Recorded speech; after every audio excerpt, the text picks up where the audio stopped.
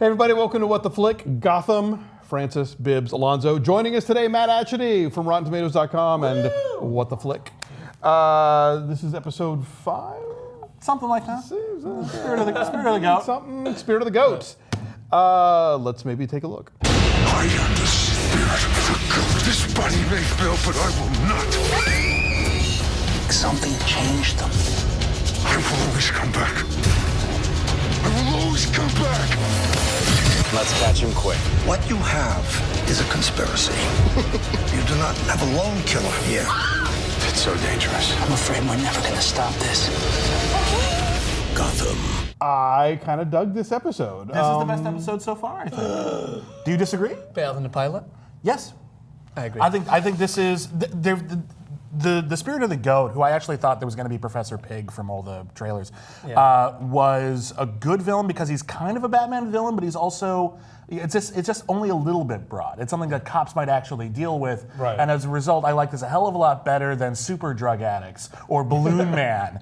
Here it's just like, oh, there's this really messed up serial killer. Has a little bit of history with Harvey Bullock. We get to flesh out his character a bit more. We don't have more of Fish Mooney's ridiculous plan. The lighting was stark and fun. Ben Edlund, I thought, wrote a very fun script for this. It's good episode. Here's the thing about this show. One of the things I love about it is, like I think I mentioned before, the actors they dig up to get on this thing. I mean, Carol Kane. We had Dan Hedaya this week. Yeah. I kind of knew who was going to be the villain because the therapist was so shitty. I don't know who that actress is, but her line readings were awful. I thought it was going to be Dan Hedaya just because you got Dan Hedaya, you're going to use him, right? He's only in like 2 scenes. But yeah, you're right. That was sort of like. Oh, but no, I agree with you. This was a cool episode. It was a compact sort of beginning, middle, end kind of plot. It was a neat concept. Good cliffhanger. Good cliffhanger. Yeah, no. I loved I thought the scenes between Gordon and Barbara were really good. Selena still kind of. She needs to get soft-soled shoes.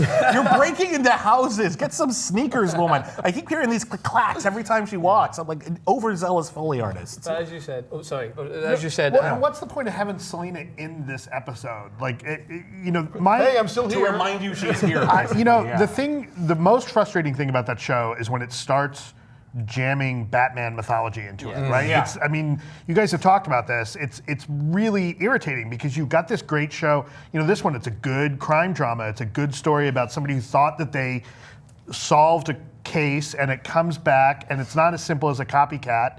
And it's this bigger mystery. And, the overarching series about the one honest cop in a city that is riddled with corruption is an interesting story. Yeah. But don't forget, this is a Batman show. Oh, let's give the guy the mask that looks like a half-baked Batman mask. Enough already. Yeah. I also like that we saw a little bit more of the Riddler in this episode because I know he's Edward Nigma right now. I don't give a crap. He's the Riddler. Although I was really frustrated with the first thing. It's like, Riddle? Like the way he introduced it. He didn't answer my riddle. And first off, the man-goat-wolf cabbage thing, that's not a riddle, that's a logic puzzle. And Nigma would understand the distinction, and how dare you. Did that come up on The Leftovers? Or some other show that we've recapped recently brought that whole I think thing up. XKCD had the ultimate answer to that. You take the goat and the cabbage, because who the hell wants a wolf? Leave the wolf. Don't ask the Starks that question. Oh, sorry. I mean, it was the first episode that we were not force-fed Fish Mooney. That storyline that you're thinking, it's so unrealistic. Is this gangster is just going to suddenly pick up this random girl who's listened to a song that he is so familiar with? I'm going to give him the benefit of the doubt that might go somewhere. Yeah, it's going to go somewhere. There's no doubt. But it just shows. I think it will tell in the ratings and the way people talk about it. Is it was such a step in the right direction, should I say? Because it tied in storylines that people are going to buy into, storylines that are personable. I loved that you finally see Harvey Bullock with somewhat of a story that makes him somewhat humane and not this corrupt character that we're looking to see him go. You've seen his past history with his partner, and it was something that I bought into when I was watching it. So again, stick with what works. I think this is the best thing that the show can be. We've been talking about it every week, and the Oswald Cobblepot storyline, I've been waiting for it to come to this boiling point, and they left it on a great cliffhanger, I think. I'm glad you brought up the history with Harvey Bullock. Harvey, because that fleshes this character out in a way that we hadn't seen before, right? Yeah, he used to be Jim Gordon. Right, yeah, right. Exactly. And you see that, and that I think is going to be really important, and I'm looking forward to see to seeing more of that interaction, and if Gordon finds out anything about that past. Now, when Bullock says something to Gordon about like, oh, here's what you don't do, the kind of forget it, Jake, it's Chinatown type comments that come up, I feel like the show has now kind of earned that with Bullock. Yeah. And I have to say, for a show that's been on this short amount of time, that they have already concocted this really great conundrum for Gordon, where like, if Oswald Cobblepot is dead, he's fucked. If Oswald Cobblepot is alive, he's fucked. Yeah. It's like, oh, that's actually a cool idea, and I can see a lot of shows not pulling that one off as well, and I thought they really made that work. And this is where I don't think they need this Fish Mooney character, because not the Fish Mooney character, I think she's pretty good, but this storyline to try and knock Falcone off, because you've got Falcone and Maroni now going to compete over Jim Gordon's scenario, because Jim Gordon apparently killed Oswald Cobblepot, he didn't, and now Cobblepot's working for Maroni, so therefore Falcone could be intertwined in that, and there could be a conflict there, rather than getting some. I feel like the whole, and granted, we'll see how it plays out, and I'm tempted to give them the benefit of the doubt, but some of the storytelling of the show has been really clunky. 22 episodes to work Yeah. with. I think Fair they enough. need a few different angles. But some of this has been really clunky. I love it when shows and movies show us sort of the origin and development of an idea or a criminal enterprise as opposed to doing it as a twist at the end. I think it's always really interesting. In Gotham, not so much though, just because the enterprise seems kind of ridiculous. I almost feel like, and again, we'll see how it plays out, I might have been more intrigued by this if Carmine Falcone just had a new mall. And then we found out later that she was working with Fish Mooney. I think that, because this whole thing about like, and we're gonna teach you the right song and everything, just strikes me as so fundamentally ridiculous. I have a question, it's a simple question. Did Oswald Cobblepot legally change his name to Cobblepot? Because his mother's name is Cobblepot.